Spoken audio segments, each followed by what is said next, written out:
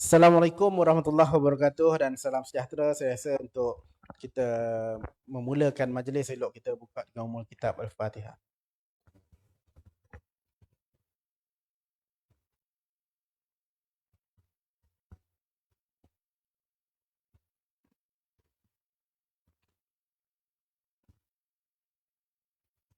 Pertama sekali saya ucapkan terima kasih kepada semua atas kesudian melapangkan masa petang-petang Ahad ni untuk sama-sama hadir dalam wacana intelek yang kita adakan di Anjung Melayu. Dan saya nak ucapkan terima kasih juga kepada ahli-ahli panel kita yang setuju untuk melapangkan masa bersama-sama dengan kita untuk melontarkan pandangan. Saya melalukanlah kehadiran semua dalam program kita ini, dan kali ini topik kita ialah mengenai Kongres Ekonomi Bumiputera yang baru saja tamat semalam. Kongres Ekonomi Bumiputera kali ke-8 yang diadakan yang diadakan pada tahun ini, tahun 2024 ini.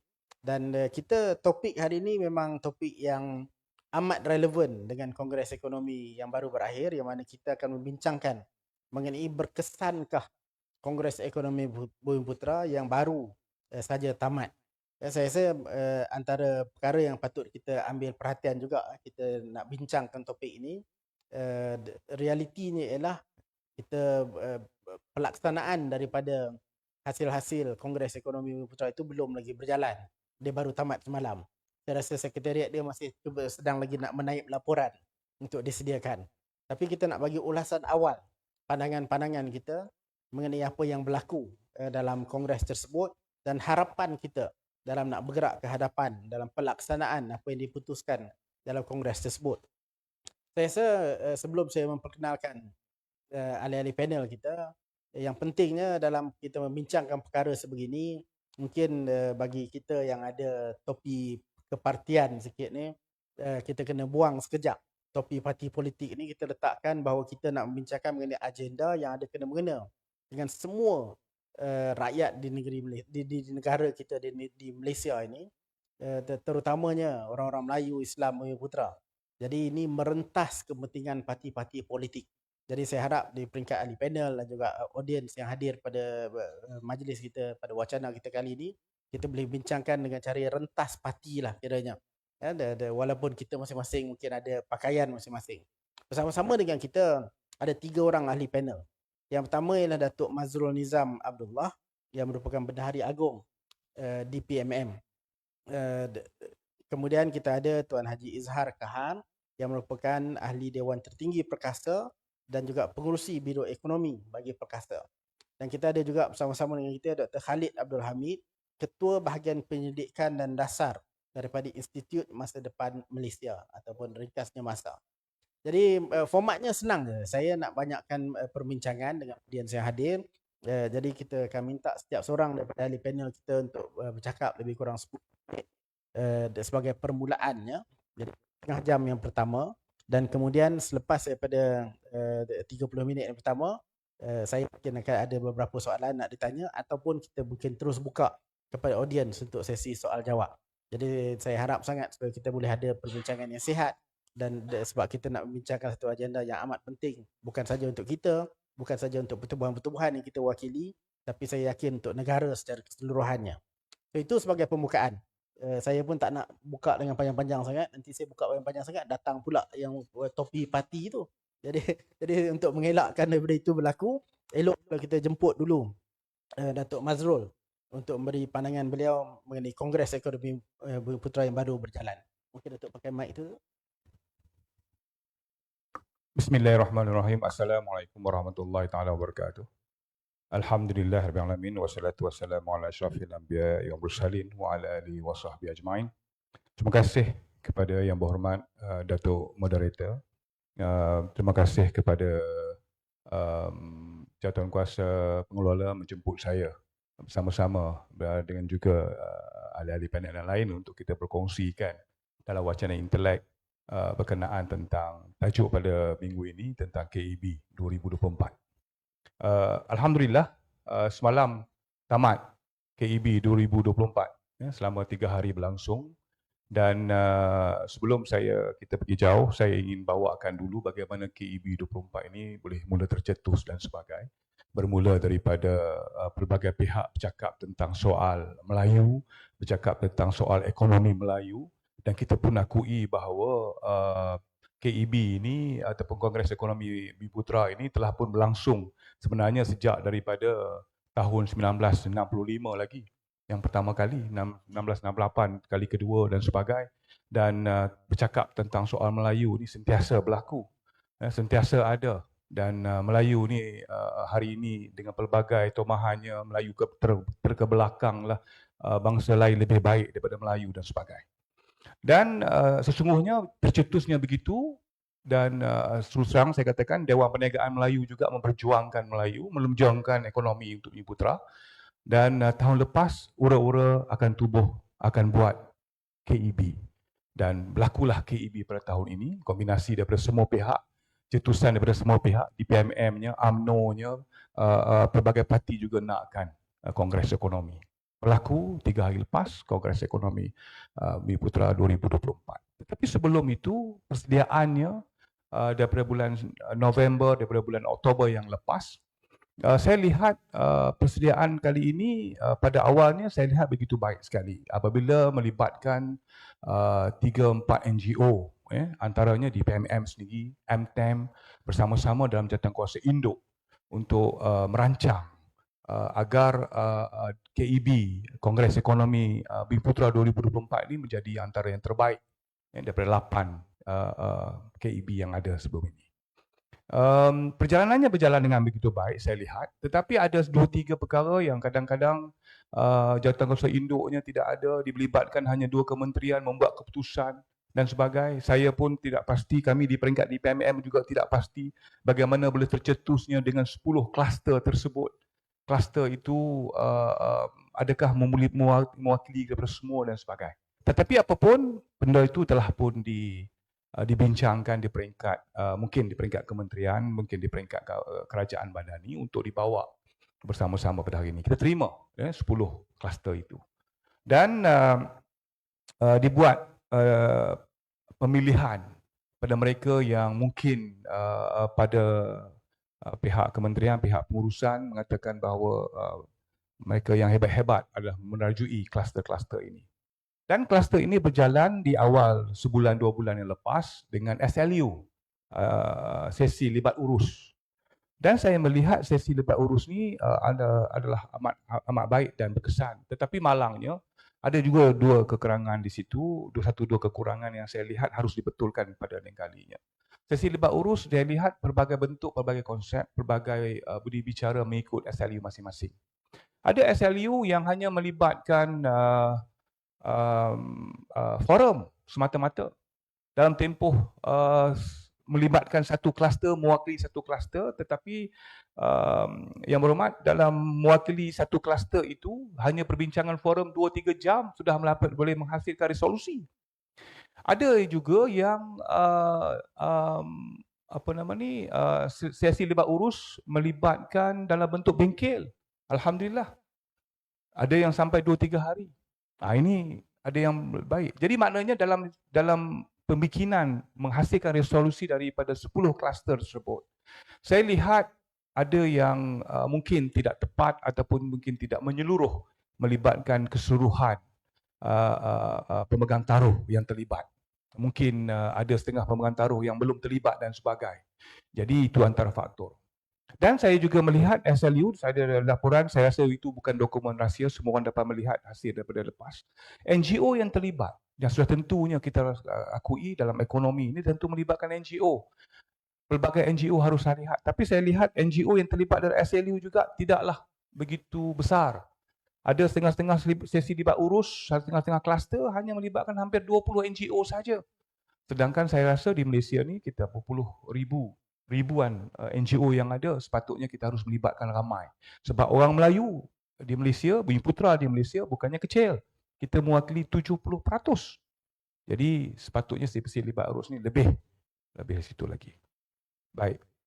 Hasilnya, masing-masing kluster telah mengeluarkan masing-masing resolusi, dibawa, duduk dibincangkan selama 3 hari di PICC Putrajaya yang lepas 29 Februari sehingga 2 Mac yang lepas, kemarin terakhir. Dan saya bersama kawan-kawan dalam DPMM 3 hari berkampung di sana. Alhamdulillah, saya lihat yang positif banyak. Kita lihat resolusi baru ada 80 resolusi keseluruhannya melibatkan 10 kluster. Alhamdulillah, saya melihat pelbagai bentuk resolusi baru yang dibawa. Cuma saya tambahan yang saya rasa penambahbaikannya di masa akan datang. Sepatutnya pada saya bawalah bersama tokoh-tokoh korporat yang hebat-hebat sebagai mewakili Mimputra kita. Kan? Daripada kita melibatkan pada mereka dalam bidang teori sahaja, kita bawa juga mereka yang praktikal. Yang tokoh-tokoh korporat, tokoh-tokoh ekonomi yang telah berjaya, mereka yang telah menjalankan syarikat, datang daripada bawah, naik ke atas yang berjaya dan sebagainya.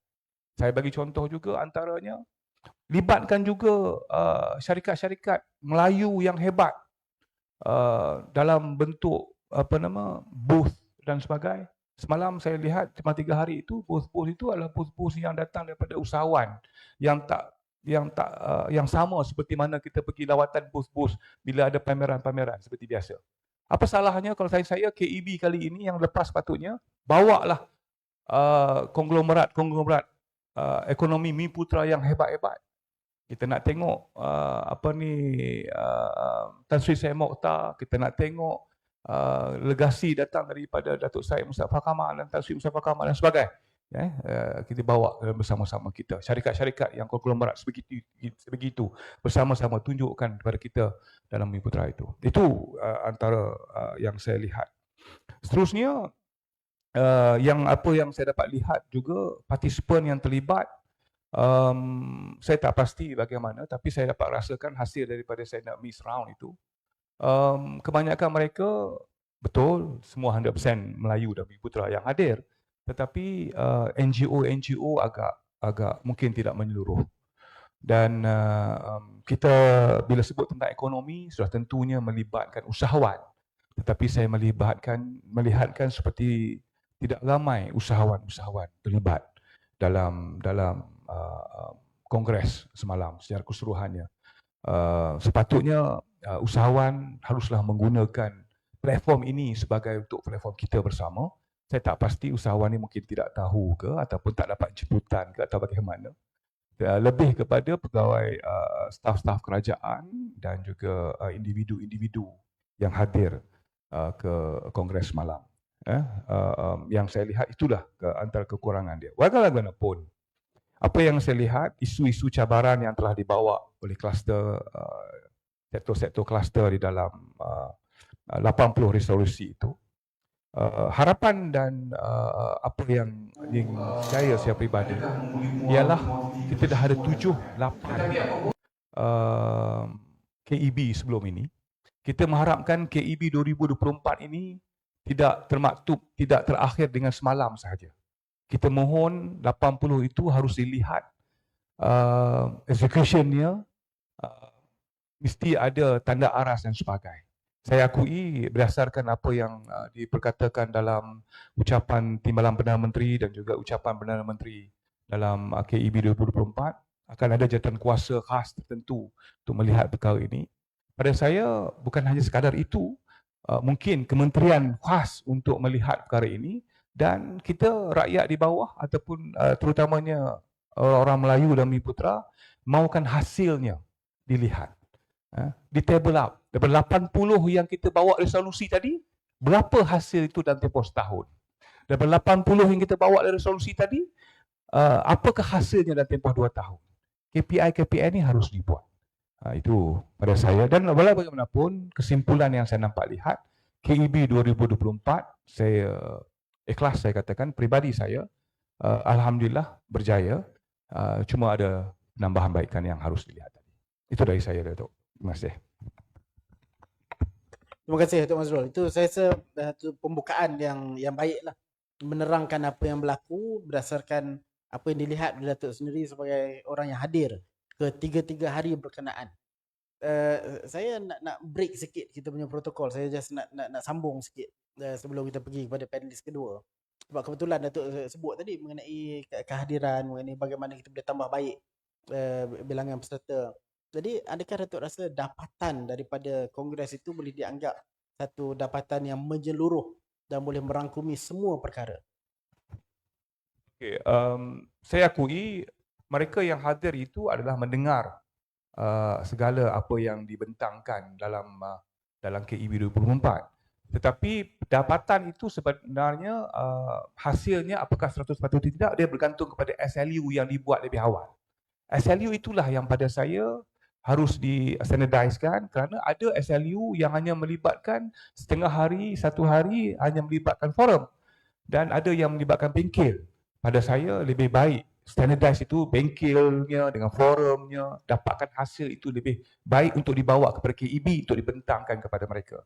KEB tadi adalah tempat untuk kita berkumpul dan mendengar hasilnya SLU tadi. So keberkesanan ini bergantung kepada SLU tadi dan juga execution yang akan dibuat oleh KEB 2024. Okey, terima kasih banyak Datuk.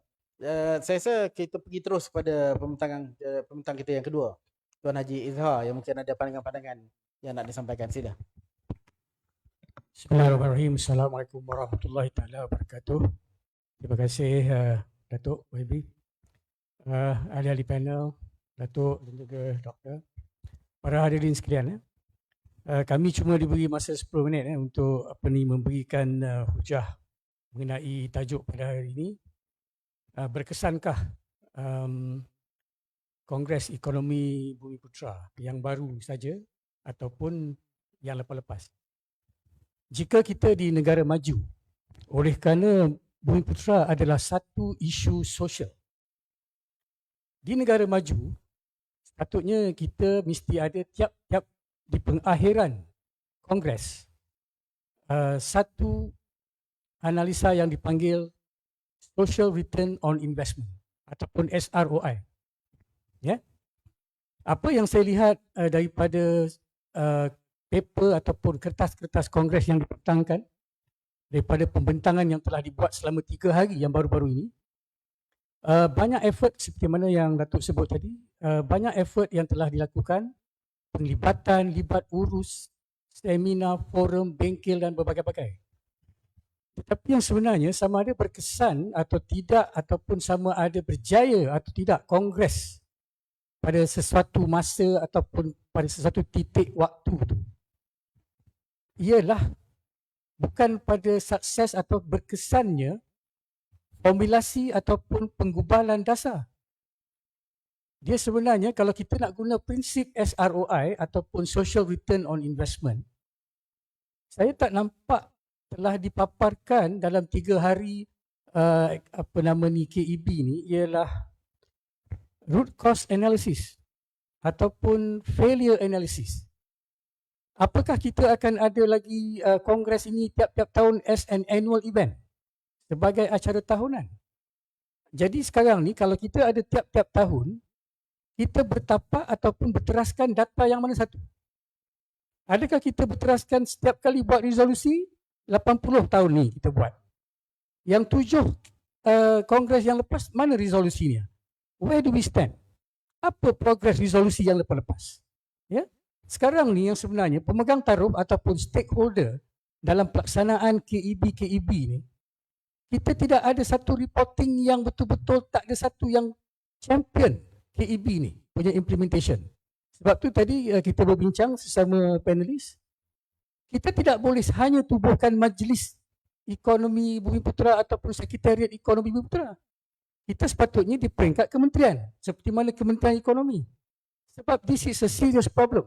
Jika kerajaan semasa ataupun the current government is serious about penglibatan dan pencapaian Bumiputera, it has to be taken up to the ministerial level. Bukan sekadar sekretariat yang mana composition of the secretariat pun kita tak pasti. Sama ada dia betul-betul a role player ataupun a stakeholder. Ya? Sebagai contoh, kita dah tahu 7 KEB yang lepas tak berjaya dan tak berkesan, tetapi berjaya dari segi formulation of policy. Kita membuat dasar, memang ada. Tetapi dari segi pencapaian ataupun daripada segi kita mencapai matlamat, masih lagi jauh. Sebab tu kita tak apply. Banyak di dalam jabatan-jabatan kerajaan ataupun kementerian-kementerian melaung-laungkan kita punya strategi, berbagai macam strategi, Blue Ocean dan sebagainya, ya. Tapi adakah kita apply all this strategi terhadap Bumiputera? Kita sepatutnya tak apply Blue Ocean strategi kepada Bumiputera. Kita sepatutnya apply Red Ocean strategi kepada Bumiputera. Kita ada 70% Bumiputera dalam Malaysia ni. We are the majority. Tetapi kita punya consumer power yang ada pada 70% rakyat Malaysia ni tidak diberikan pilihan yang setimpal. Kalau saya katakanlah inginkan sesuatu khidmat daripada keperluan saya perlukan sesuatu khidmat ataupun produk, saya tak dapat cari satu khidmat yang ditawarkan oleh bisnes ataupun kedai ataupun pemberi perkhidmatan Bumiputera. Sebab apa? Sebab KEB yang lepas gagal mewujudkan all these players dalam industri. Jangan tengok jauh lah. Kadang-kadang saya nak contohlah, kalau saya ataupun kita lah, ya, rakyat Malaysia ataupun Bumiputera yang 70% ni, you nak buat sesuatu penyelenggaraan kenderaan ataupun penyelenggaraan rumah dan sebagainya. Kadang-kadang kita nak cari-cari tak jumpa pula yang Bumiputera ni. Kerana apa? Sedangkan kita 70%. So kalau ikut ratio service providers ni, siapa punya tanggungjawab? Siapa yang champion stakeholder ni? Yang nak jadikan bengkel kereta, bengkel aircon, bengkel tayar, apa sajalah, you just name it. Tak termasuk lagi yang yang kata berteknologi tinggi, ya.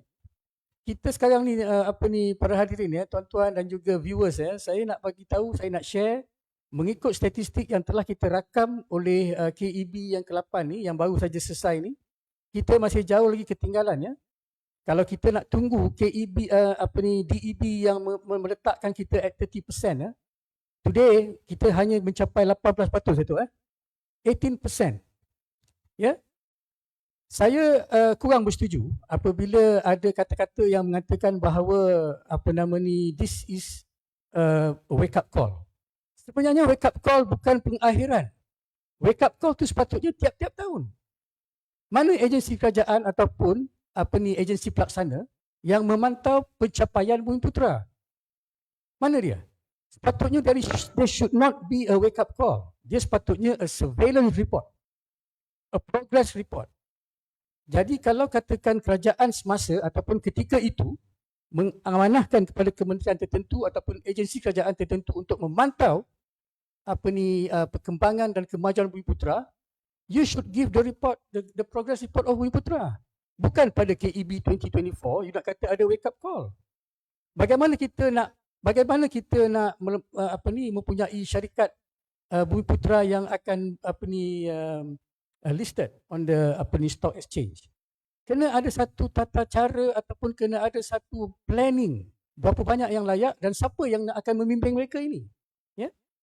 Saya ingin berkongsi sebab apa saya melatih ataupun saya memberi khidmat nasihat kepada ratusan usahawan-usahawan Melayu ataupun bisnes-bisnes Melayu. Dan kita nampak masalah ni. Inilah realitinya. Tapi realiti ni tak banyak yang publish. Ya. Macam saya setuju dengan Datuk, yang datang, yang attend libat urus pun kita tak tahu. Yang libat urus ni banyak buat desktop research. Ya, tuan-tuan tahulah. Untuk memaparkan data-data dan statistik, yes, saya terpaksa recognize, saya puji, memang banyak data-data dalam yang kertas-kertas KEB ni. Tetapi mana root cause analysis dia? Kenapa graduate TVET, ya? Zaman saya kita panggil MLBK. Sekarang dipanggil TVET. Mengapa banyak graduate TVET kita masih lagi menganggur? What is the problem? Kenapa tak ada orang nak ambil dia kerja? Is it the attitude problem ataupun is it the attitude problem of the majikan? There is no one report yang mengatakan bahawa okay, PM, we have this problem because ... Tak ada satu analisis. Ya? So sekarang ni basic dia ialah the analytics of KEB ni perlu ada. Bumiputera banyak gulung tikar. Bisnes Bumiputera banyak gulung tikar, tak ada access to capital, ya, gagal untuk mentadbir urus kemudahan bank. Sekarang ni kalau kita pergi bank pun, mereka akan anggap Bumiputera ni sebagai satu nuisance in the business because they are profit making. Bila they are profit making, dia kata Bumiputera ni kadang-kadang leceh. Sebab apa? Kadang-kadang susah nak bayar ataupun tak konsisten bayar dan banyak intervention. Bank banyak intervention. Sepatutnya intervention ni bukan daripada pihak bank. Intervention ni sepatutnya dari pihak stakeholder ataupun agensi pelaksana KEB ni. You tahu report ni mesti sampai. Banyak lagi agensi-agensi yang sepatutnya akan advise the government of the day ataupun kerajaan semasa, and this surveillance should be always in a consistent manner. Sekian tu. Terima kasih Tuan Haji Zahar. Siapa punya phone? Saya rasa banyak poin yang ditimbulkan tadi, terutama mengenai pemantauan hasil-hasil kongres sebelum ini yang kita tak tahu, dan itu saya rasa satu poin penting. Saya ada satu dua soalan saya nak timbulkan, tapi sebelum tu saya nak minta Dr. Khalid dulu bercakap, kemudian nanti mungkin kita boleh adakan soal jawab sekejap. Jadi saya persilakan Dr. Khalid dulu. Bismillahirrahmanirrahim. Rabbi shrah li sadri wa yassir li amri wahlul 'uqdatam min lisani yafqahu qawli. Pertamanya saya mengucapkan terima kasih kerana menjemput ke wacana Intelek ini. Selamat juga saya sebut pada panel-panel dan juga hadirin sekalian. Saya cuma dapat hadir pada hari ketiga. Saya ada tugas Khamis dan Jumaat. Hari ketiga semasa rumusan saya ada, dan dalam 10 pembentangan cara rumusan atau resolusinya dalam sidang pleno tersebut, saya dapat tahu satu je yang Tan Sri Azlan yang betul-betul menggunakan pantun lah untuk memulakan agenda Melayu. In fact, saya pun ada satu yang tak tahulah sama ada ini boleh menggambarkan keseluruhan bagaimana saya lihat KEB 2024, iaitu selalu orang dengar ni, berburu di tanah datar, bukan di dalam hutan, di tanah datar. Dapat rusa belang kaki, tak tahu rusa ke atau belalang pun tak tahu. Berguru kepalang ajar, bagaikan bunga kembang tak jadi. Dia tak jadi macam tu. Jadi saya dapati dalam KEB 2024, malangnya saya yang dulu saya tak pernah hadir, dan saya pernah baca daripada komentator-komentator yang bukannya Melayu sebenarnya, Lim Hock On dan sebagainya, bahawa yang betul-betul berjaya yang 1-2 dulu bila ada MARA dan juga boleh masuk ke dalam JLC apa semua tu, ada sedikitlah beri kesan kepada bagaimana penyertaan Bumiputera itu bertambah. Kedua adalah saya lihat bahawa branding dah berubah. Dulu corporate equity dan pendapatan. Sekarang penyertaan pemilikan dan penguasaan. Ada ubah sikit branding lah. Nama branding. Kalau dulu Milo, sekarang Milot ke dalam perkara ini. Jadi apa yang saya nak lihat ni, walaupun dua panel dah menunjukkan tadi kita nak kata gagal tak gagal. Macam kita tengok anak kita sendiri dalam pemakahan, peperiksaan dan sebagainya. Adakah dapat 100%? Saya rasa tidak. Kerana ada banyak perkara-perkara yang kita anggap gagal kat sini. In fact, yang pertama sekali bila bentangkan adalah Ministry of Economic, dan kesemua 6 indikator itu, sama ada pendapatan ke, pemilikan ke, capital lagi pula, satu saja daripada 97, menunjukkan kita tidak ke mana. Walaupun ada KEB ini, dah 8 kali dah kita buat KEB. Jadi pada pandangan saya, kalau ikut dari segi kerajaan lah, bagaimana kita melihat outcome atau impact itu, kita cuma ada keluar output 80 resolusi dalam sidang pleno. Output tu pun belum tahu boleh diimplement ataupun tidak. Biasanya kalau kita lihat, kita 70%. Seperti mana tadi SROI kan, itu dalam bisnes. Tapi dalam ekonomi kita panggil social multiplier. Adakah perkara ni masuk dalam social multiplier dalam bentuk outcome ataupun tidak? Contohnya kita baru melepasi rancangan Malaysia ke-12 selama 2.5 tahun sepatutnya, dan 2.5 tahun lagi apa yang kita nak buat, dasar yang sedia ada yang kita telah pun buat. Dan KEB ini adakah berkesan untuk mengubahnya? Sebab kita 70%, kita tak boleh tanya benda-benda yang kecil-kecil ni.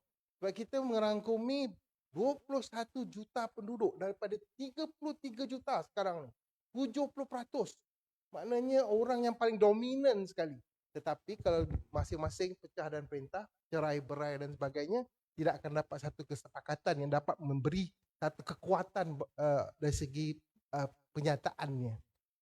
Kalau kita lihat juga dalam kabinet pun begitu juga. Jadi ketuai oleh seorang Melayu dan timbalan Perdana Menteri pun dua orang Melayu dan ramai lagi menteri yang Melayu. Adakah ini menunjukkan perlukan satu suntikan baru KEB ini untuk diubah dasar-dasar yang sedia ada?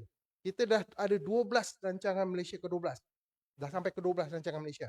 Daripada rancangan Malaysia yang pertama, daripada 1970, masa tu kemiskinan kita lebih kurang 40 ke 49.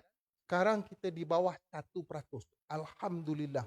Namun, masih lagi ramai yang mengatakan mungkin 20,000 ataupun 30,000 orang miskin tegaknya. Adakah kita nak ketepikan dia? Kita tengok balik dalam social responsibility kita. Adakah yang minority ini kita boleh ketepikan saja begitu? Di Singapura pun ada juga. Jangan cakap di negara lain tidak ada. Tapi diletakkan di dalam flat, dalam kawasan perumahan yang tertutup. Supaya tak nampak perkara-perkara yang jelek dan sebagainya.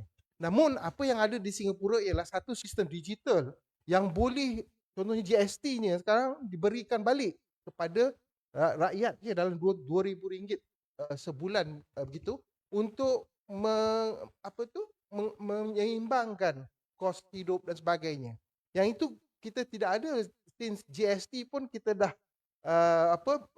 batalkan beberapa tahun yang lepas. Jadi secara keseluruhannya saya lihat di dalam KEB 2024 ni, kalau kita nak katakan 100% tidak boleh, adakah 50% boleh kita namakan sebagai ini? Mungkin output ni 50% lah keluarannya. Itu pun dalam keadaan perancangan yang tergesa-gesa. 2-3 bulan datang satu cadangan-cadangan yang baru, dan seperti mana yang Tuan Haji sebut tadi, tak tahu RCA-nya di mana. Kalau emboss tu red ke blue ke pun tak di-identify. Apa lagi kalau kita bacakan SWOT analysis dan sebagainya, yang mana saya lihat sendiri dekat dalam slide-slide yang diberikan, tidak ada satu yang betul-betul jelas yang dapat melihat apa yang saya katakan tadi. Output ni tadi, output pun tak ada sebenarnya. Output ni adalah just keluarkan aja. Belanja keluar, mungkin kata 300 juta untuk KEB ni. Belanja memang keluar. Tetapi adakah perbelanjaan itu balik dalam social responsibility, social ROI dan sebagainya? Dan juga adakah outcome-nya dalam 2.5 tahun akan datang ni, ada kita tambah banyak 500 orang entrepreneurship contohnya. Atau 2 bilion yang kita craft kat dalam tu 2 bilion tu, adakah akan menjadikan berapa ramai lagi entrepreneur dan sebagainya? Tidak ada target dan sebagainya. Begitulah pula kalau kita cakap tentang impact. Impact ni kita tengok semua sektor, ada 124 sektor di dalam ekonomi Malaysia. So sektor manakah yang jadi tumpuan? Adakah sektor yang mana kita lemah, Bumiputera lemah dalam tu, ataupun Bumiputera yang kuat dekat dalam bahagian-bahagian tertentu? Bahagian services contohnya, memang ramai, tetapi ramai antaranya adalah manual, tidak menggunakan teknologi dan sebagainya. Jadi ini tidak ada dihadamkan dalam bentuk data dan maklumat yang jelas supaya kita akan dapat lihat apakah sebenarnya rencana yang kita nak buat dan dimasukkan dalam mungkin rancangan Malaysia yang ke-13 dan sebagainya, yang kalau tidak boleh dibaiki sekarang ini. Jadi memang semua perkara telah dibincangkan, tetapi tidak ada satu intervention, tidak ada satu penilaian, tidak ada satu melihat mendalam untuk melihat semua perkara-perkara ini supaya ianya dapat memberi manfaat kepada Melayu keseluruhannya ataupun kepada satu golongan tertentu, ataupun ini adalah apa yang kita buat tiap-tiap tahun, iaitu macam discussion, focus group ataupun grup kedai kopi mana tidak ada apa-apa pun, kopi je kita minum yang kita tak dapat tidur lepas tu, ataupun kita betul-betul serius untuk mengubah nasib masyarakat. Kalau kita lihat di bawahnya pula lagi tadi, saya tu boleh tengok yang atas tu nombor ni. Di bawahnya tu dengan gamainya pelajar gagal, underemployment daripada wanita yang paling banyak, stream of usahawan, 70% usahawan Bumiputera kebanyakannya yang dalam halal dan sebagainya, semuanya dalam bentuk teka belakang. Dan sekarang ni kita punya cabaran bahawa fiskal negara dah betul-betul ketat. So, kerajaan tak boleh betul-betul nak belanja kepada Bumiputera. So apakah the next option yang ada untuk Bumiputera untuk terdepan? So itu saya serahkan balik kepada Pak Mufti. Silakan. Terima kasih. Good, terima kasih banyak Dr. Khalid. Saya rasa banyak poin yang ditimbulkan tadi. Yang mana daripada ketiga-tiga pembentangan ni timbul satu persoalan dalam pemikiran saya. Adakah wajar kalau sekiranya pelaksanaan agenda pembangunan ekonomi Bumiputera ini dibebaskan daripada pengaruh politik kepartian? Saya tak pasti macam mana cara untuk buat perkara tu. Tapi ini adalah untuk memastikan bahawa kalau kita bercakap ini solving the root cause of the problem contohnya. Kita tak mahu penyelesaian yang dicadangkan ataupun perbincangan mengenai masalah itu dipengaruhi oleh warna baju yang kita pakai. Begitu juga bila kita bercakap mengenai tadi yang Dr. Khalid timbul mengenai perlu kesepakatan dalam pelaksanaan. Kita tak mahu timbul satu situasi yang mana bertukar kerajaan, yang mana politik negara kita sini dia dah mula berlaku pertukaran dalam kerajaan. Bertukar kerajaan, bertukar prioriti, bertukar keutamaan.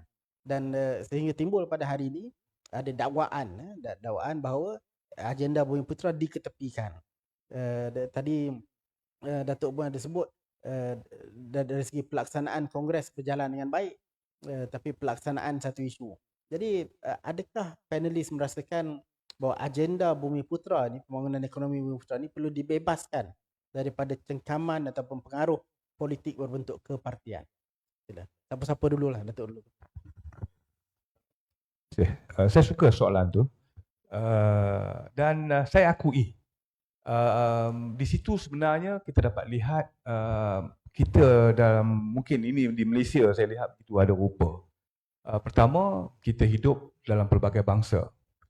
Sifat untuk menjadikan bangsa kita yang terbaik itu saya rasa memang ada dekat semua kita. Tetapi dalam bangsa kita sendiri pun kita masing-masing ada nak menonjolkan sifat masing-masing. Kalau kita daripada sifat A, maka kita nakkan A itu lebih baik. Kalau kita daripada parti B, kita nakkan parti B itu lebih baik. Saya lihat sebenarnya kalau kita semuanya satu hati, saya setuju dengan Datuk Moderator, iaitu dalam bab ini tidak ada sifat kepartisan. Kita tidak boleh ada sifat partisan untuk membantu orang Melayu. Dia lebih daripada itu. Parti adalah sebagai satu vehikel untuk kita ke depan. Jadi saya lihat, minta maaf saya katakan Datuk, macam contohnya KEB 2024. Saya lihat parti yang terlibat dalam KEB 2024 ni mungkin UMNO dan juga PH lah yang datang semalam ni. 3 hari. Tidak melibatkan parti-parti yang lain. Sedangkan KEB ini ialah Kongres Ekonomi Bumiputera ni bukannya sifat parti. Tetapi malangnya kita begitu. Kita di Malaysia nya begitu. Kalau kita sampai beginilah saya rasa nanti kerajaan lain yang entah, kerajaan lain itu juga lah yang buat KEB dan itulah kita sampai bila tak ke mana. Apa yang saya lihat, kita harus sehati sejiwa. Letak parti sebelah, bangunkan orang Melayu tanpa melihat parti. Itu yang seharusnya kita lakukan. Berbalik pada satu soalan tadi, apa persoalan saya? Saya setuju dengan pandangan dua-dua ahli panelis. Kemana perginya nanti kita ini? Kita tak kira parti apa dan sebagainya, anak-anak kita semuanya sekolah datang daripada sekolah yang sama. Sekolah kebangsaan, sekolah apa yang dekat Malaysia pada hari ini, sekolah kebangsaan, sekolah bukan kebangsaan dan sebagainya. Saya lihat modul-modul pembelajaran anak-anak juga harus diubah. Sebab kalau tidak, apa yang berlaku hari ini sebagai contoh. Selepas SPM, kita ada separuh pelajar yang mungkin gagal. Yang tak ke mana, tercicir. Separuh lagi mungkin berjaya masuk lanjutkan pelajaran dan sebagainya. Yang tercicir ini, mereka tidak diajar di zaman sekolah rendah, tidak diajar zaman sekolah menengah untuk jadi usahawan. Tidak ada langsung yang dibuka langsung usahawan. Apa yang berlaku? Mereka tidak tahu bagaimana dia nak mulakan perniagaan. Mereka tidak tahu dekat agensi mana mereka nak pergi. Tak dibuka. Saya bagi contoh, yang dia belajar di sekolah, geografi. Habis SPM, geografi itu tidak dapat sepenuhnya untuk dia nak belajar. apa dia nak lakukan zaman ni pada mereka yang kita yakin mereka tidak dapat pergi ke jauh.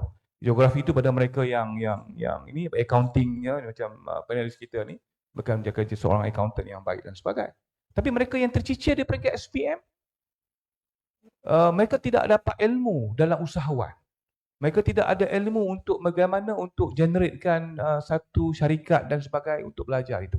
Ini antara faktor yang kita kena secara holistiknya kena tengok balik. Holistiknya kena tengok balik dari segi mula kita adakan, bukan hanya kita di peringkat sekarang ni nak tengok dari segi syarikat-syarikat yang berjaya, tapi kita juga kena tengok dari segi modal insan di peringkat sekolah. Tapi itu sebenarnya untuk makluman semua dibincangkan juga dalam SLU di peringkat modal insan.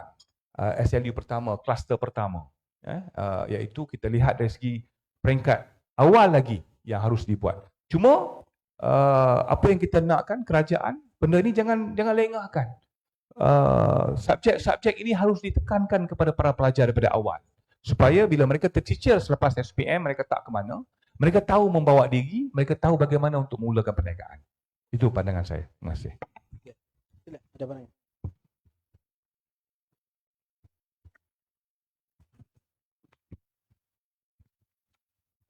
Okey, ini pandangan saya mengenai penglibatan pelaksanaan KEB tanpa ada apa-apa penglibatan politik. Kita tidak nafikan bahawa ekonomi and politik is interrelated. Kadang-kadang ada kuasa ekonomi, dia menentukan pula kuasa politik. Ada kalanya satu keadaan kuasa politik menentukan ekonomi. Dia vice versa. Ya. 70% consumer power tetapi gagal untuk memberikan pilihan kepada Bumi Putra. Di mana silap? Di mana silapnya? Kita tak boleh mengatakan bahawa parti-parti tertentu yang silap ataupun ada parti-parti tertentu tidak terlibat ataupun tidak masuk campur. Bagaimana kita mempertahankan Islam, macam mana kita mempertahankan hak-hak orang Melayu seperti mana yang termaktub dalam Federal Constitution ataupun Perlembagaan Persekutuan, agenda Bumi Putra pun dalam Perlembagaan Persekutuan. Jadi kalau tukar government sekalipun ataupun kerajaan semasa bertukar, this agenda you kena hold on. Kalau you pegang genggam bara api itu, genggamlah siapa pun jadi PM, siapa pun jadi timbalan PM. Ini yang kita kena ada. Sebab dia termaktub dalam perlembagaan. So agenda ni ialah agenda sosial tetapi dia special sebab dia agenda Melayu. Ya? Baik. Untuk pelaksanaan apa yang telah dirumuskan dalam KEB 2024, dia bukan silo. Pelaksanaan yang telah berdasarkan pada resolusi yang 80 tadi itu, dia bukan silo. Dia interrelated. Semua recommendation yang akan dilaksanakan ialah seperti satu building block ataupun dia panggil dia ada dominoes effect. Kalau satu kementerian tidak berfungsi dalam agenda Bumi Putra, yang lain-lain agensi mungkin akan mempunyai risiko. Jadi itu yang saya kata root cause analysis ni, dia saja yang akan dapat membagi tahu kepada pemegang taruh stakeholder yang katakan sekarang ni kita ada majlis ekonomi ataupun sekretariat ke apa ke, mereka ni akan tahu this is the surveillance system that you have.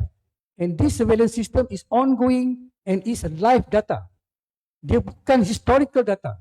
Kalau you nak anggap historical data baru nak ambil action, corrective action, is too late. Sebab tu saya nak menyarankan di sini, label ataupun title B40 ni, kalau boleh jangan dijadikan stigma. Kita tak nak lepas KEB 2024 ni, kita masih ada B40. Now we should have, target kita ialah B20. And we have more T ataupun more M. Tapi sekarang ni saya tengok, tak ramai yang rasa macam terpanggil untuk tukar label ni kepada maybe B20 or even B10. Yeah? Sedikit lagi mengenai penglibatan awam dan juga penglibatan swasta seperti mana yang telah seperti dikongsi oleh Tan Sri Wahid Omar. Beliau mengatakan bahawa punca kegagalan ni antaranya ialah kerana penglibatan dalam agenda Bumi Putra ni ialah banyak tertumpu kepada pihak awam ataupun kementerian yang bukan di swasta, tetapi saya boleh nak izinkan saya nak menjurus a little bit detail lagi yang sebenarnya dalam swasta tu pun ada elemen-elemen Bumiputera, dan elemen Bumiputera di situ amatlah sedikit. Dalam bahasa Inggerisnya negligible. Ya, kita ada dalam kita punya GDP. The contributor of GDP ada dua, swasta dan juga the major one, swasta dan juga awam. Tetapi dalam swasta yang 70% ni, yang kita ada 1.8 trilion kita punya GDP ni, awam kita tahu, okay, majority mungkin Bumiputera Melayu. Tapi dalam swasta tu ada. Tapi berapa? Tak ada data. Tak ada data. 70% daripada swasta, berapa ramai? Tak ada. Ya.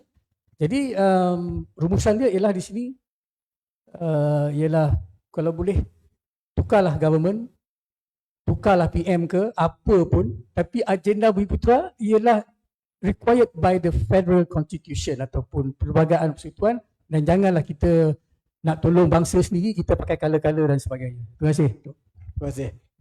Saya terkejut sikit, saya ingatkan Tuan Izhan nak ajak tukar government. No comment. Dia ada pause tadi kat situ. Sila Dr. Khalid. Dari segi policy side lah, saya tengok dari segi dasar kita dah banyak buat dan sebagainya, dan dasar-dasar ni pula legislatifnya adalah orang-orang politik yang berbincang di parlimen untuk membuat dasar dan sebagainya. Dan kata tadi interrelated tu sebabnya dia mesti dapat daripada bottom up dia punya input tu, dan bottom down ni adalah apabila dilihat sama ada benda jaya ataupun tidak. Kadang-kadang dia dalam bentuk implementasi dan sebagainya. Jadi dasar tu sendiri memang telah ada pun program-program dasar Bumiputera. Cuma sekarang ni kita nak mengatakan sama ada dia berkesan ataupun tidak. Kalau kita buat sesuatu dasar saja untuk kita buat sebagai apa tu, kita tak ada buat apa-apa, picking up aja. Jadi dia tidak akan datangkan kesejahteraan kepada rakyat. Sebab dasar tu sendiri dia kena tengok dia punya kecekapan dia. Maknanya adakah dasar ni betul-betul efisien tak untuk melaksanakan akhirnya kita kepada kesejahteraan. Dan kesejahteraan mengambil masa yang panjang, masa yang agak panjang juga untuk mencapainya. Jadi apa yang saya katakan, sama ada politik itu bertukar ataupun tidak, sebenarnya dasar tu tetap ada lah setakat ni. Cuma yang menjadi gusar di kalangan mungkin rakyat, ya, dulu dah biasa dengan UMNO selama 20 Tuan Mahathir sendiri dah 23 tahun, dan sekarang ni perlu bercampur dan sebagainya. Maaf saya tengah masuk sikit ke politik, tapi ini adalah saya rasa bagaimana rakyat menemui kematangan dia. Sebab bagaimana kita nak memilih, bagaimana yang bukan Bumiputera memilih dan sebagainya. Jadi kita kena faham bahawa cara kita berfikir lama tu dah tidak relevan lagi. Kita kena fikirkan baru. Kalau saya mulakan kata tadi, berburu di tanah datar itu, bukan kita nak mencari binatang sahaja. Cara baru Blue Ocean ya adalah menggali dalam tu ada emas, biji. Dulu kan ada kita dengar kita ekspor biji. Padahal Indonesia dia jadikan dulu biji timah baru diekspor dan sebagainya. Jadi kita kena tengok value added dekat dalam itu. Kita kena lihat cara mana-mana option untuk menjadi neutral dalam mekanisme kita. Contohnya kita buat wakaf. Kemungkinan wakaf boleh berterusan walaupun politiknya berubah dan sebagainya. So, itu boleh disandarkan kepada salah satu cara bagaimana kita boleh resort kepada kepentingan Melayu tu. Saya baru cakap Melayu je. Sebenarnya agenda Bumiputera kan. Ada 27 Bumiputera di Sabah dan Sarawak lagi yang masing-masing pun macam Ramzah Dambul, Profesor Madya Ramzah Dambul pun kata menjerit-jerit dekat sana nakkan infrastruktur. Sebab apa pun yang you bawa, kail ke apa banyak teknologi bawa, tetapi masalah dari segi transportation tu menyebabkan harga itu meningkat dan sebagainya. Yang ini kena mengambil tindakan segera. Walaupun kita dah ada pen Borneo dan sebagainya, mungkin pen Borneo tidak mencukupi. Cuma jalan tengah saja. Jalan tepi bagaimana daripada kebun, daripada dusun dan sebagainya tak cukup. So yang ini kena lihat dalam dasar secara keseluruhan. Dan penglihatan ini bukan setakat cakap. Dia kena dilihat di bawah, dianalyze berapa jumlahnya dan sebagainya. Hingga kan Profesor Ramzah Dambul minta 15% kepada orang Sabah sebab Bumiputeranya adalah ramai. Yang sebahagian besar daripada Bumiputra. Tapi Bumiputra itu scattered. Jadi targetnya pun kena ada scattered juga dan sebagainya. Jadi sudahlah berpolitik itu. Tetapi yang kerja ni mesti dilaksanakan. Bagaimana kita nak optimalkan kecekapan dan akhirnya meningkatkan, memaksimalkan kesejahteraan akhirnya dalam masa datang. Terima kasih Dr. Khalid. Saya rasa saya nak buka kepada audience kalau ada soalan-soalan. Kalau ikut saya ni ada 2-3 soalan lagi. Tapi sila kalau ada mana-mana di kalangan audience yang mungkin berminat untuk tanya soalan. Kalau ada mic. Tengok Syahrin bersila betul loh. Okey.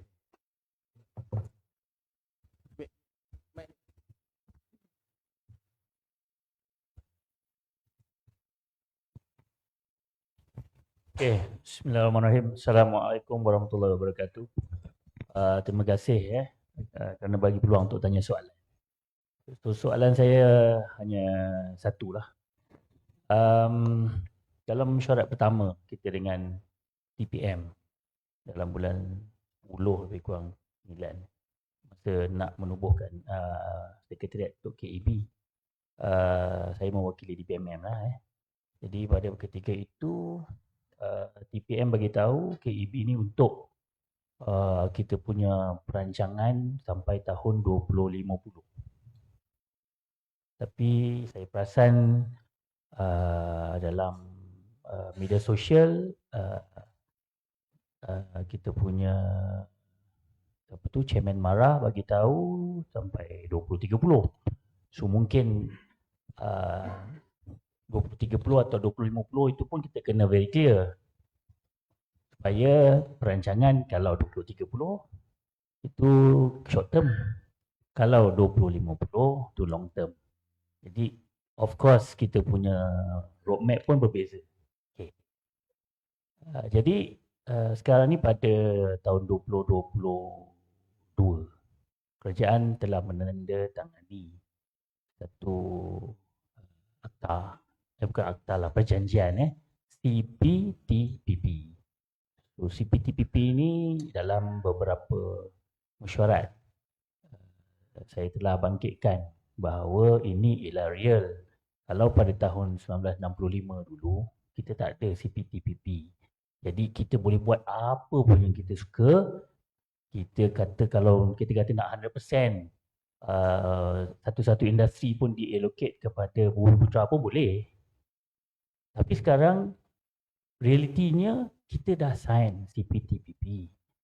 Dan untuk makluman dah kalau sebelum ini untuk sales and service bila kita dah sign ni sekarang threshold untuk government procurement lebih dari kalau 12 juta tu untuk servis, 9.2 juta untuk produk, sampai 2030 nanti 800,000 punya threshold yang dah dibenarkan MNC, multinational company untuk masuk dan compete buat bid kita punya government procurement. Untuk construction sekarang ni dalam 400 juta dia punya threshold. Kita nampak jauh lagi 400 juta. Tapi 2030 dia akan jadi 250 juta dan 2040 tak silap saya dah sampai thresholdnya dah makin mengecil. Jadi 88 juta lebih kurang macam tu. Maksudnya 88 juta 2040 construction diorang dah boleh datang untuk bid threshold. Ini satu benda yang serius. Kalau kita lihat sekarang ini, kita masih terkial-kial. Kita masih lagi bercerita tentang Alibaba. Kita cerita Alibaba. Itu pun maksudnya sekarang ni kita nak share kek antara Melayu dengan China, dengan India. Ni. Tapi kita dah sign CPTPP. Lepas ni, ini satu hal yang kita tak settle sampai sekarang. Kita dah invite MNC untuk datang dan sama-sama untuk dapatkan projek-projek. Jadi ini satu benda yang serius. Saya rasa macam saya tak nampak sangat dalam KEB ni nak ke depan ni 2030 dengan threshold ini memanglah ada orang kata CPTPP, kita kena take it positively, kita pun boleh pergi keluar, kan? Tetapi in reality sekarang kita faham dalam negeri pun kita ada problem, siapa sebenarnya yang lebih bermanfaat. Jadi saya nak tanyalah, ada tak? Mungkin saya tak berapa perasan berkenaan dengan CPTPP, this is real, memang akan berlaku. Apa jadi kepada Melayu? 2030, 2040, 2050. Bila CPTPP ni betul-betul memang akan berlaku di Malaysia lah. Sekian. Terima kasih Saudara Sharin. Mungkin Datuk. Okey, terima kasih Encik Sharin, Presiden saya. Kena jawab elok-elok. Ya. Baik, ada dua persoalan situ. Yang pertama tadi tentang roadmap. Dibincangkan pada awal 2050, ada dibincangkan 2030. Saya punya teori betul, kalau 2030 roadmapnya berbeza. Kalau 2050 tentunya roadmapnya lagi berbeza. Tapi apapun, roadmap itu saya satu hal yang akan diputuskan, kita akan tengok sendiri bagaimana keluar. Sekarang Sekretariat tengah keluarkan report KEB 2024. Kita tengoklah nanti roadmapnya ke mana. Tetapi apapun, saya punya tinjauan dan juga pengalaman saya hampir 20 tahun perniagaan ini, saya lihat bahawa kita bercakap tentang soal membantu Melayu ini since daripada dulu sehingga sekarang, sejak daripada dulu sehingga sekarang, setiap tahun ada saja peruntukan untuk membantu government. Bukan hanya di peringkat kementerian, juga government agency. Tetapi bercakap tentang soal itu, saya tertarik dengan apa yang ditunjukkan oleh yang berhormat Datuk Seri Joligani. 1.8 triliun bajet yang diberikan untuk usahawan-usahawan. 1.8 triliun bajet untuk usahawan-usahawan masuk sebagai services, masuk sebagai trading, masuk dengan perkhidmatan-perkhidmatan untuk membantu pembangunan dalam kerajaan. Syarikat-syarikat untuk masuk dalam kerajaan. Dan tentunya Bumiputera diberikan satu jumlah yang besar. Sebab dulu sehingga kini salah satu syarat Kementerian Keuangan mestilah syarikat Bumiputera. Jadi dari dulu sehingga sekarang 1.8 triliun. Dan sudah tentu hari ini orang Bumiputera kita, orang Melayu, bukannya duduk di bawah begini. Bukannya 18%. Tetapi kenapa jadi begini? Saya lihat sebenarnya kita di dalam kerajaan yang ada hari ini tidak emphasize, tidak jalankan betul-betul sejauh mana kerajaan membantu Bumiputera. Saya bagi contoh, government agency hari ini. Ketua-ketua syarikat, ketua-ketua government agency, kementerian-kementerian hari ini, kononnya saya tengok dalam 2-3 tahun ni, alhamdulillah ada KPI ditetapkan kepada menteri-menteri. Bagaimana juga, begitu juga kita mohon KPI ini ditetapkan kepada mereka dalam government yang lain, pegawai-pegawai government yang lain. Mereka hendaklah capai KPI. Saya tak pernah tengok lagi hari ini mana-mana pegawai kerajaan yang diberhentikan atas sebab tak capai. Sedangkan kita tahu bahawa Melayu Bumiputera hari ini tak dapat seperti mana yang dicapai. Jadi pernah dengar government agency hari ini seorang yang tak capai diberhentikan ataupun di back off-kan jawatannya? Tak pernah. Yang saya tahu dia tak capai, ditetaplah dengan jawatan tersebut sampai pencen. Jadi kalau begitu rupanya, bagaimana kita nak capai benda ini? Bagaimana kita nak jadikan 2030 ini ataupun 2050 ini? Sebab itu diberikan kepada ketua untuk membantu Melayu, tapi tak dibantunya. Bila tak dibantukan. Jadi maksud saya di sini, kesimpulan saya adalah KPI yang ditetapkan oleh kerajaan pada hari ini hendaklah 100% dipantau agar agama agensi yang ada, agar syarikat-syarikat swasta, PLC, JLC di bawah government hari ini membantu benar-benar Bumiputera. Tak capai, maka pegawai ataupun HOC yang terlibat hendaklah disoal siasat dan dipecat dan sebagainya. Ini bila kalau kita begini caranya, jadi barulah kerajaan risau tak bantu Melayu. Barulah kerajaan, ketua-ketua syarikat, ketua-ketua agensi tadi rasa begitu tertekan kalau tak bantu Melayu. Jika tidak, Inilah yang penting. Ini pandangan saya pertama. Itu pertama tentang soalan kedua. Yang pertama tadi tentang hala 2030. Soalan kedua tentang CPTPP. Saya akui, saya juga orang berniaga, CPTPP ini memang tertekan. Tetapi bercakap soal CPTPP ini, perkara ini saya lihat seolah-olah masih lagi tidak menyeluruh. Masing-masing masih lagi tidak pasti apa akan berlaku. Real story, kita dah tahu 2023 kita dah tanda tangan. Hari ini dah 11 negara dah bersetuju dalam tanda tangan bersama Malaysia CPTPP. Saya dengar cerita lepas ini akan masuk pula CPTPP daripada negara China dan sebagainya. Jadi sudah tentu open perolehan diberikan kepada untuk masuk projek-projek kerajaan. Kalau benda ni open melibatkan negara, betul kita boleh keluar, tapi orang luar juga boleh ambil harta kita, boleh masuk juga perolehan kita. Bagaimana rupa dan sebagainya, saya lihat benda ini kerajaan harus meneliti benda ini, memberikan penjelasan yang jelas dalam KEB 2024. Saya rasa benda itu tak dibincangkan.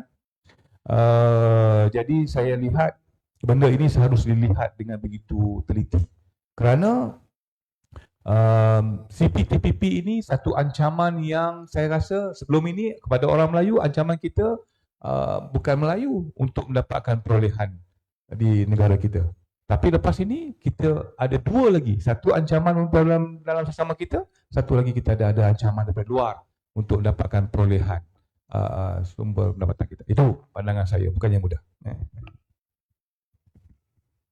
Kebetulan, alhamdulillah, saya pernah membentangkan CPTPP ini pada Tun Mahathir masa beliau baru mengambil semula pemerintahan masa itu, dan keputusannya ialah tangguhkan dulu. Sehinggalah bila saya pencen, Tetapi ada 2-3 perkara yang kadang-kadang baik, kita kena tengok dari segi sudut dasar kerajaan sendiri. Dasar kerajaan sendiri dah berubah. Dulu-dulu kita ada dasar ekonomi baru dan sebagainya. Sekarang shared prosperity, wawasan kemakmuran bersama, yang sebenarnya berubah daripada apa yang negara kita panggil dunia buat. Dunia buat more towards capitalism. Contohnya baru-baru ni Amerika menaikkan sampai 8% interest rate, memaksa kita pun sama naik. So yang itu maknanya dasar kita sebenarnya, kalau kita kerajaan kita, negara kita kecil, memang kita kena masalahnya lebih besar lah. Okey, masalahnya kalau dasar yang sekarang ni madani, tiba-tiba daripada wawasan kemakmuran shared prosperity, patutnya habis 2030. Dia ada dua fasa. Fasa RMK 12 dan fasa RMK 13. Kalau shared prosperity itu sebenarnya adalah kita kena sharing. Sharing tu maknanya you tak adalah nak exploit satu negara itu. Contohnya Pakistan pernah kena 50 bilion sebab ubah Mining Act. Sebab dia kena, apa yang dia kena bayar tu ialah pendapatan yang akan datang. Yang itu dalam CPTPP ni ada. Dulu-dulu dalam WTO, World Trade Organization, tak ada clause ini. Dia adalah tentang goods and merchandise sekali. Tetapi sekarang ni bila CPTPP kita tanda tangani, dia termasuk semua perkara yang berkaitan dengan cara-cara kita beroperasi sekali. Yang itu dia punya bahayanya tu. Dan yang paling besar yang saya masih ingat lagi ialah, kalau kita laksanakan ni juga, boleh cek dengan United Nations bangga, iaitu kita akan mengimport 11 bilion setahun. Dan kita cuma mengeksport 500 juta. Daripada rakan-rakan niaga yang ada dalam CPTPP itu. Dulu masa CPTPP yang pertama tu, US ada dalam tu. Jadi dia adalah 2/5 daripada, bukan 25% daripada keseluruhan trade di dunia ni. Jadi besar lah. Tapi bila Amerika keluar, dah tinggal sikit-sikit, kecil-kecil dan sebagainya. Jadi jawapannya adalah, sekiranya kita ingin teruskan CPTPP ini, kita mestilah lebih daripada apa yang kita buat sekarang. Maknanya kita kena jadi advocacy, kita kena jadi penasihat, kita kena saman orang, bukan orang saman kita. So maknanya kita kena be a little bit higher than apa yang rakan-rakan lain buat dagang dalam negara tersebut. So itu saja formulanya going forward lah. Dan satu lagi iaitu yang saya ingin tekankan kat sini, memang kita melihat yang 30% perolehan kerajaan akan dikurangkan dan sebagainya, tapi risiko lebih besar adalah saman daripada luar negara, MNC luar negara, JLC luar negara kepada kita sendiri. Saman dah satu, saman tu bukan saman sekarang, saman yang akan datang pun kena. Jadi besar dia punya risiko macam tu. Walaupun Malaysia belum pernah kalah, tetapi kenapa kita ambil tindakan tersebut? Kita boleh buat bilateral, kita boleh buat multilateral, macam-macam kita boleh buat. In fact, sekarang ni pun dengan China, kita ada sign dengan RCEP dan sebagainya. Dan dia adalah dagang terbesar sekarang berbanding dengan US. Jadi strategi-strategi ini harus kita lihat, harus kita fahamkan dan harus kita lihat bagaimana strategi tindakan ini yang dapat meningkatkan kita punya kecekapan dalam perniagaan tersebut. Tanpa itu, ini bukan cakap kosong-kosong. Ini tanpa itu, tanpa facilitate daripada kerajaan, tanpa fasilitasi dari segi bank dan sebagainya yang sekarang dah buat baru pula ESG dan sebagainya, kita tidak akan ke mana. Terima kasih. Okey. Sila saja. Saya cuma nak tambah sikit je. Ya. Segala jenis bentuk PACT yang kita ada yang berkenaan dengan Asia Pacific ataupun dengan China dan US. Bottom line is ataupun pada dasarnya kerajaan kena champion the survival of Bumiputra. Ya. Sebab tu apabila kita terlibat dalam PACT yang disebutkan tadi tu, kita sepatutnya menjadi stakeholder yang boleh mengenengahkan modified terms ataupun dia punya terms of reference. TOR tu kena modified. Sebab back home in Malaysia, kita ada agenda Bumiputra yang kita kena take care of. Kita kena tengok Bumiputra punya agenda dan juga the achievement Bumiputra ni masih lagi tak ke mana. Dan saya ingin kalau bolehlah dengan izin, saya nak betulkan kenyataan Menteri Ekonomi yang mengatakan bahawa the Malay business should not be competing with the non-Malays. Saya nak betulkan ayat statement tu. Sebenarnya the Bumiputra entrepreneurs are not competing at all dengan Bumiputra the non-Bumiputra punya entrepreneurs. Sebab mereka ialah sekarang ni dalam tahap ataupun dalam fasa survival. Ya? Dalam tahap fasa survival. Dan seperti mana Datuk Rasul cakap tadi, kita 70% tetapi masih lagi di tahap 18% achievement. Mana pergi wealth creation tu? Sedangkan government dah main peranan untuk facilitate the creation of wealth. Tetapi kat mana pergi? Kat mana ketirisan dia tu? Jadi dia ada 2-3 faktor. Yang paling utama sekali ialah tadi yang macam saudara kita daripada Presiden Dewan mengatakan bahawa kena relook balik konsep Alibaba ni. Ya. Saya tak teruja sangat pasal Bumiputra Status Company yang ada di dalam ROS di dalam SSM. I'm not that excited about the number of Bumi status. Dan saya pun, bukan saya saja, malahan ramai yang tak begitu teruja untuk tengok status Bumiputra ni. Those are only papers untuk membolehkan pendaftaran. Tetapi di sebaliknya, if you are going to do a little bit of data mining dan sebagainya, the ultimate wealth, setiap RM1 yang syarikat Bumiputra dapat dari segi turnover ataupun profit, the ultimate yang go to the pocket yang nak bawa balik as a disposable income ni is only 30 sen ataupun 25 sen saja.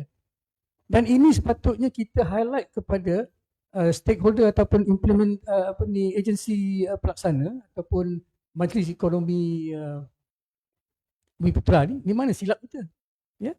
Jadi saya menyarankan the pact that we have signed supaya kita buat satu modified terms untuk kita ada protectionism, sebab negara lain pun ada protectionism.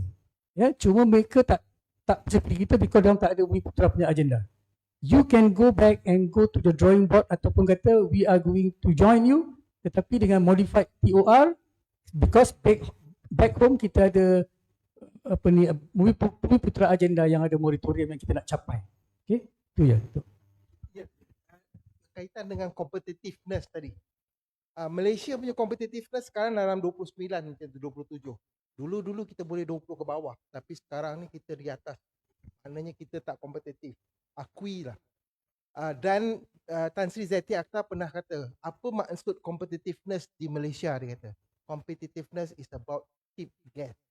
It's about cheap labor, terma immigration dan sebagainya kan.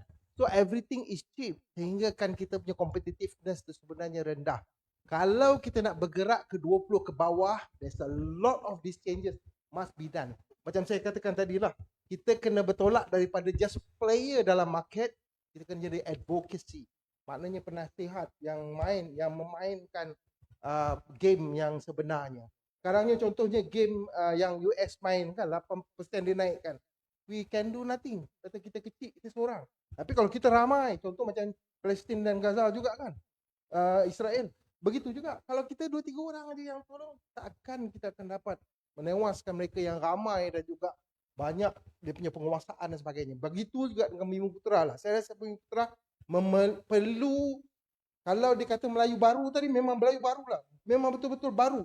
Dan kita kena letak ciri-ciri baru ni apa dia. Bukan lagi setakat bekerja makan gaji, tapi bekerja di swasta. Bukan sahaja boleh memberi servis, tetapi memberi perkhidmatan perundingan, dia kena tinggi lagi. So semua yang atas-atas ni, so bermakna daripada branding tadi dah ada dekat dalam KEB. Penyertaan, pemilikan dan penguasaan. Untuk sampai kepada penguasaan tu memerlukan pendidikan yang asas sekali, kemudian experience pula, lepas tu yang ketiga tu wisdom. So, kalau kita ada wisdom yang tinggi sahaja, saya rasa kita akan dapat kehadapan. Dan maknanya macam CPTP meeting pun kadang-kadang orang tak jelas.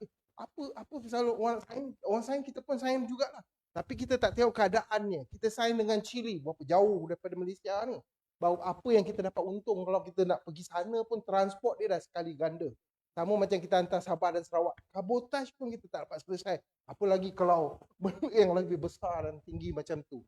So kita mesti betul-betul dapat tahu perkara ni melalui, macam kata tadi Aziza lah, kena buat profiling, kena buat strategic paper, kena buat strategic thinking bagaimana kita boleh memenangi satu-satu game ataupun satu intervention dan sebagainya. Tanpa itu kita tidak akan ke mana. Begitu juga. Besok kita 29 juga. Turun sikit 27. Naik balik 28. Jadi kita tidak bergerak sebenarnya kepada betul-betul kepada 20 ke bawah contohnya. Dan kita ada juga sasaran 30 terbesar di dunia. Tapi nak capai sasaran 30 terbesar tu dengan cara apa? Adakah swasta? Adakah government? Adakah secara bersama? Tidak dinyatakan dengan jelas bagaimana keadaannya tu. Jadi yang itulah yang memerlukan jawapan-jawapan yang konkret tu. Kalau saya dengar respon daripada tiga-tiga di panel ni, saya rasa macam walaupun kita dah 8 kali kongres dan kongres yang terakhir baru saja habis semalam, saya rasa banyak kebimbangan yang disuarakan. Seolah-olah macam-macam benda lagi yang tak selesai. Dan yang saya nampaknya memang ada kebimbangan mengenai pelaksanaan. Adakah kita hanya akan jadikan kongres ini sebagai acara tahunan dan kemudian tak selesai-selesai? Tadi ditimbulkan juga kenapa result daripada atau keputusan-keputusan daripada kongres sebelum-sebelum ini tidak diukur kejayaannya. Jadi saya nak tanya, kita ada beberapa minit saja lagi. Sebelum tu ada soalan lagi tak kat audience? Kalau tidak saya nak tanya yang last ni. Ada tu. Okey, yang mana? Okey, jadi saya simpan je soalan, kita dahulukan yang audience online ni. Daripada audience online ni ada dua soalan. Soalan pertama dia mengatakan bahawa perbincangan dalam KEB 2030 ni menyasarkan 2024 nak menyasarkan lebih ramai peniaga-peniaga Melayu. Sedangkan sekarang ni peniaga Melayu memang dah ramai tapi dia terpaksa survive sendiri. Dia terpaksa jual online dan sebagainya. Kalau kita tengok macam Maidin kata suruh beli produk Malaysia dan sebagainya. Kalau kita masuk dekat Lotus pun dia ada signboard situ beri produk Malaysia, tapi berapa banyak produk Malaysia yang diletakkan dekat mat. Dan peniaga-peniaga Melayu hingga sekarang ni terpaksa survive jual kat kedai runcit biasa, jual online tepi jalan, pasar malam dan sebagainya yang tidak diberi peluang untuk masuk dekat mat-mat dan sebagainya. Dan yang kedua soalannya adalah berkaitan dengan pertaburan wilayah yang berkaitan dengan ni lah. KEB ni, di setiap negeri dia ada hasil ekonomi dia sendiri. Dan bagaimanakah kerajaan ni nak menetapkan, dia tidak boleh dibincangkan secara nasional nak tambah peniaga dan sebagainya. Contoh di pantai timur apa yang sesuai, di pantai barat apa yang sesuai. So kerajaan kena memikirkan mengikut kepada kesesuaian tempat di Malaysia untuk memastikan orang Melayu dan peribumi di seluruh Malaysia ini mendapat perlindungan. Okey. Okey, ada 2 soalan tu. Boleh tahan tak tu? So sila, Tuan Haji Zahar dulu.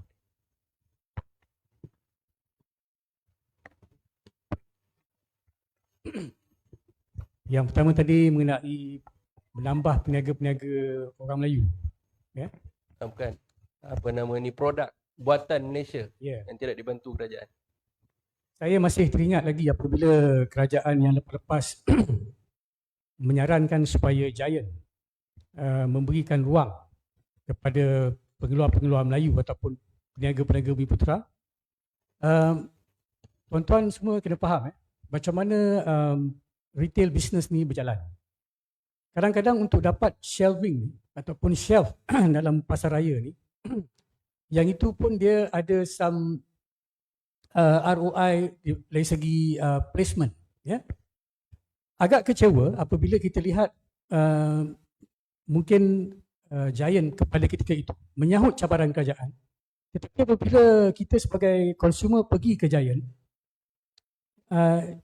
this is not an allegation, tapi this is a fact. Okay?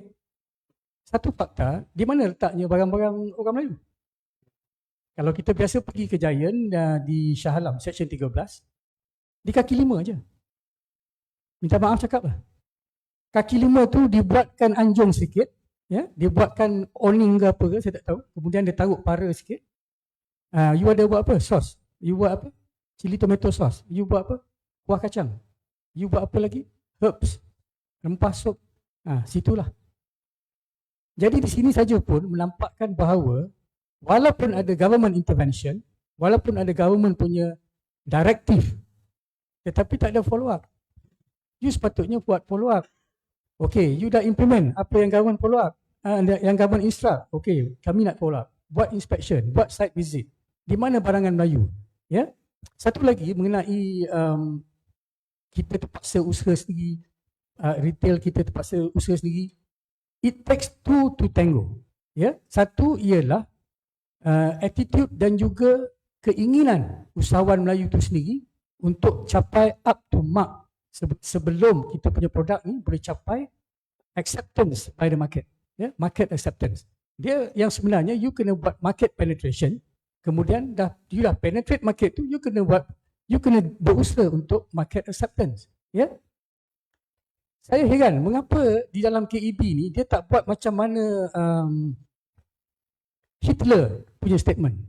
Saya nak quote sikit Hitler punya statement. Sebelum Hitler mati dia kata, give me 10 boys. Ingat tak siapa yang biasa baca Hitler punya buku? Give me 10 boys. Tapi malangnya saya rasa tak tercapai cita-cita tu. Kenapa semalam KEB pengakhirannya tak kata give me 10 of Maiden ataupun give me 10 of Ramly Burger? Tetapi tak boleh. Sebab 7 KEB yang lepas tak bagi surveillance report kepada kerajaan. Sebab tu dia kata, tiap-tiap kali buat KEB, Maiden datang, Ramly Burger datang. The same person tadi Datuk sebut pasal kurangnya involvement usahawan yang berjaya ni. Kita nak tengok lah. Kan? Kita nak tengok profil-profil seperti Syed Mokhtar dan sebagainya. But time and again, year in, year out, you have KEB, the same profile ataupun person yang appear. Why not you kata 2025 kita nak ada lagi 10 macam Maiden, 10 macam Ramly Burger, and so on and so forth. Ya. Mengenai pantai timur tadi tu, saudara kita tu ada sebut kerajaan kena tahu mana yang sesuai di pantai timur, mana yang sesuai di pantai barat. Oleh kerana dah sebut East Coast and West Coast ni, saya ingin mungkin pihak kerajaan ataupun the government of the day ni tahu di hari penutup KEB tu, kita telah dipaparkan dengan data-data yang cukup interesting bahawa negeri-negeri yang mana majoritinya banyak Bumiputera dan Melayu, itulah negeri-negerinya yang tak dapat setimpal in terms of capital injection, bantuan dan sebagainya. Ya. Kita ada lebih kurang more than 50% Melayu dan Bumiputera residing in certain states. Tetapi bantuan kerajaan ataupun peruntukan daripada kerajaan tak setimpal. Jadi you have more population di situ tapi peruntukan kurang. Dan mereka inilah juga yang mempunyai pendapatan median take home pay yang amat rendah. All these 4 states. Ya. Saya boleh namakan 4 states tu. Ya. Kedah, Pahang, Terengganu, Kelantan. Income diorang memang mungkin sebab cost of living sana murah, jadi diorang punya take home pay pun murah. Jadi sekarang ni peruntukan kerajaan pun saya tengok berbanding dengan negeri lain. Yang ini bukan saya cakap, ini telah dipaparkan dalam laporan salah satu daripada kluster yang buat laporan. Terima kasih tu. Terima kasih. Ada komen? Sedikit aja. Ada satu kajian yang dibuat oleh Malaysian Institute of Economic Research berkaitan dengan pendapatan saja. Antara tiga ni lah, Melayu, Cina dan India. Melayu mengambil masa 350 tahun untuk mencapai balik satu-satu. Sekarang 083 ke 1 kan. Untuk mencapai satu jadi satu tu mengambil masa 350 tahun. 3 generasi untuk capai tu. Sebab itu calculation dari segi yang saya kata sektor-sektor tu tadilah 124 sektor tu. Jadi ini melambangkan kepada apa yang kita nak cakap ni tadilah. Kalau kita nak berubah tu, nak buat produk baru, buat teknologi, siapa cakap yang Sabri Cik cakap nak buat apa nama ESG, green dan sebagainya. Kita ambil satu contoh cukuplah. Semasa kita 2011-2012 dulu tu, ada kita buat tentang green kan, iaitu di mana dunia kalau meningkat kepada 2%, ada banyak tempat yang terbakar dan sebagainya. Jadi mereka mula mengubah kepada green teknologi dan sebagainya. Berapa lama Malaysia mengambil masa untuk memahamkan green itu saja, dan sekarang barulah ada ESG untuk diperkenalkan. In fact dalam rancangan Malaysia ke-12 kita diperkenalkan oleh Bank Negara dan sebagainya, masuk dalam BSKL.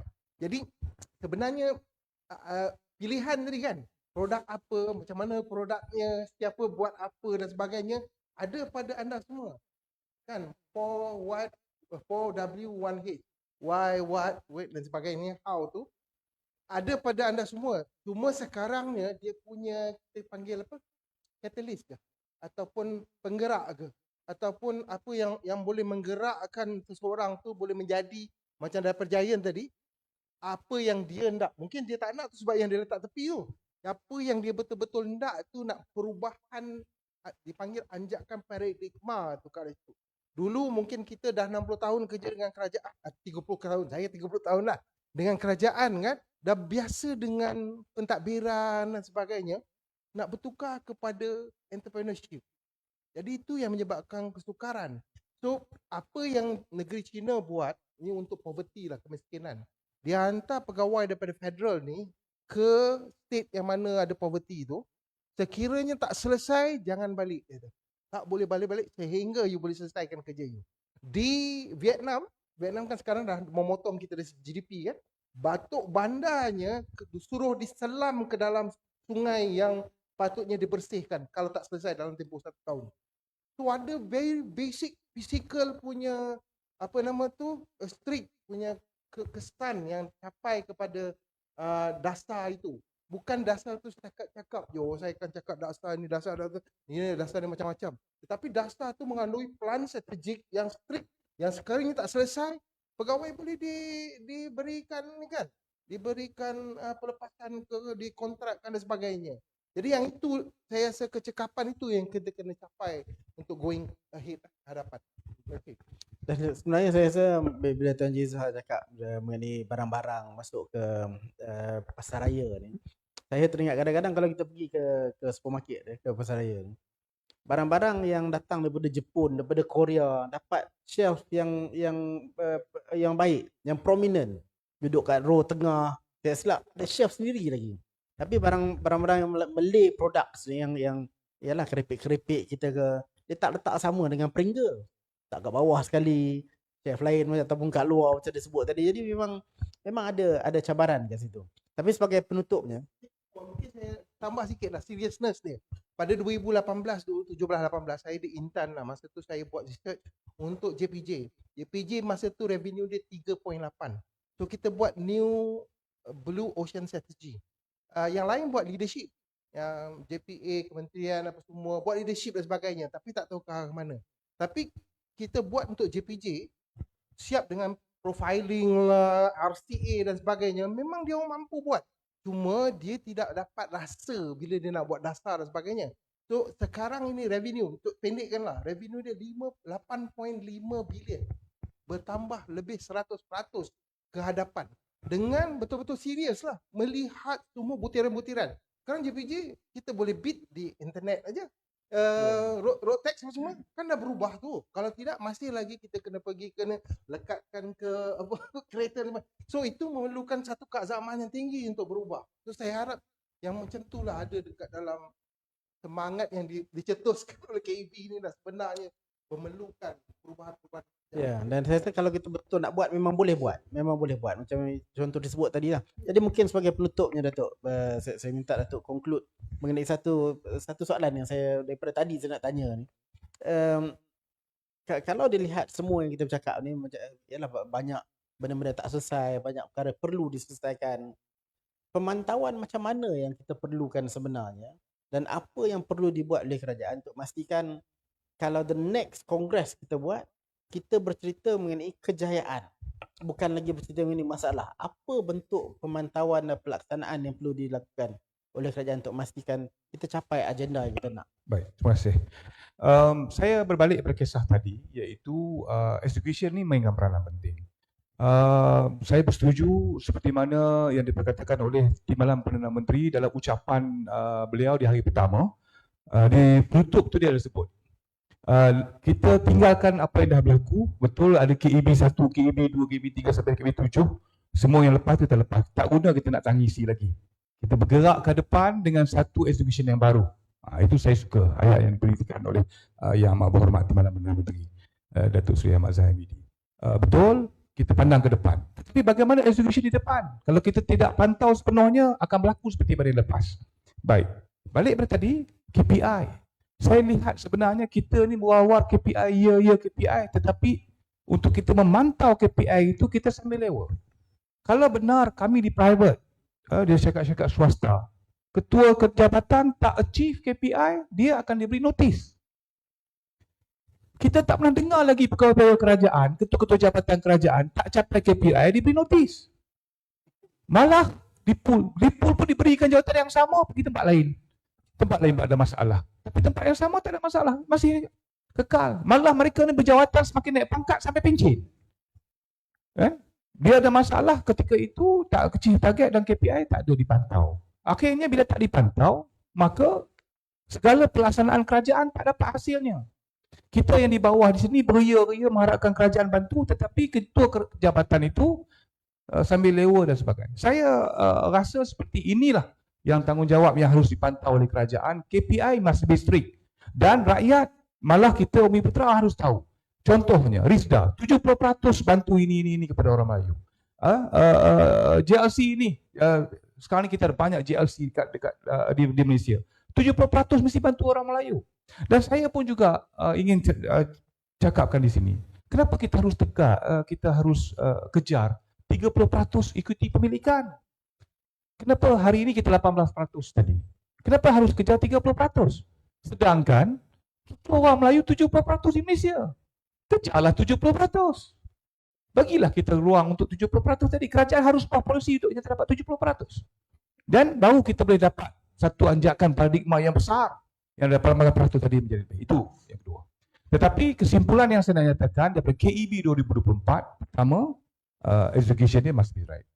Tetapi ada 2-3 perkara yang kita tidak bercakap, iaitu saya lihat ada 2 perkara kebersanan yang besar yang dibawa oleh yang akan memberikan impak yang besar kepada orang Melayu dan Islam, Bumi Putera khususnya, iaitu wakaf Mara Madani yang dibentangkan, yang diputuskan semalam dalam KEB yang diumumkan oleh Yang Amat Berhormat Perdana Menteri. Ini satu benda positif yang harus diambil dan dilaksanakan dengan begitu sebaik mungkin. Kerana sesungguhnya wakaf ini baik dan jihad bisnes yang dilakukan ini satu hari nanti sudah pasti akan terjaga hak pemilikan orang Melayu. Diberikan 100 juta modal awal dan kerajaan dan juga MARA harus memastikan pendapatannya dalam tempoh 2 tahun 1 bilion, dan insya-Allah satu hari nanti 10 tahun 20 tahun akan datang mungkin wakaf ini akan terus berkembang menjadi 100 bilion, maka terkawal hak pemilikan orang Melayu. Cuma kita mohon execution itu berjalan dengan baik. Yang seterusnya saya lihat satu lagi perkara yang saya nak tambah ialah apa yang saya lihat sepanjang KEB yang berlangsung ini, dia dijalankan oleh government of the day. Setiap kali government yang datang itu dia lah mencadangkan demikian. Rakyat di bawah ini tidak satu bersama. Kalau government of the day itu adalah PH dan juga UMNO hari ini, maka PH UMNO lah yang merancang dan sebagainya. So parti-parti lain tidak terlibat secara keseluruhan. Harapan saya ialah kita tinggalkan soal parti, kita soal baju yang kita pakai, kita pegang bersatu Bumiputera dan Melayu untuk memastikan apa yang dirancangkan oleh kerajaan tertinggi itu demi kebaikan untuk Melayu dan juga Bumiputera bersama. Itu pandangan saya, Yang Berhormat. Terima kasih. Terima kasih Datuk. Dan saya rasa kita ucapkan terima kasih kepada semua ahli panel yang hadir pada petang ini. Saya ucap terima kasih juga kepada semua audiens yang kekal bersama dengan kita sepanjang wacana dijalankan. Daripada perbincangan tadi saya rasa penekanan yang kita beri ialah kepada pelaksanaan segala dapatan, segala cadangan, segala idea yang dibentangkan dalam Kongres Ekonomi Bumiputera. Kita nak kena pastikan bahawa pelaksanaannya berjalan dengan baik. Begitu juga ditekankan tadi bahawa kena ada pemantauan yang rapi. Mungkin sampai masa data-data ataupun laporan-laporan daripada pelaksanaan ini perlu dibentangkan secara terbuka dan secara berkala. Sebab selama ni tak berlaku semua tu. Di parlimen pun kita tak dapat data-data ni, kemudian kalau kita tanya, itu pun kadang-kadang kita dapat yang tak berapa penuh datanya. Mungkin perlu ada berkala, terbuka dan penuh laporan pencapaian usaha-usaha ke arah mencapai agenda Bumiputera.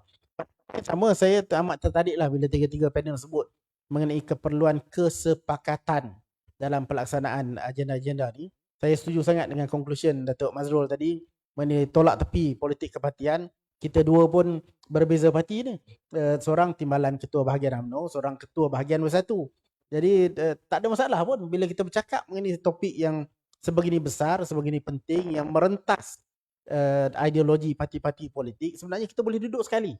Dan ini yang perlu diusahakan supaya lebih banyak wacana-wacana begini yang berlaku dan berjalan dengan baik dan dengan sihat, supaya kita dapat bentuk satu kesepakatan yang disebut oleh kita tiga ahli panel tadi. Jadi dengan itu saya rasa saya ucapkan terima kasih kepada semua. Kita beri tepukan kepada tiga-tiga ahli panel kita.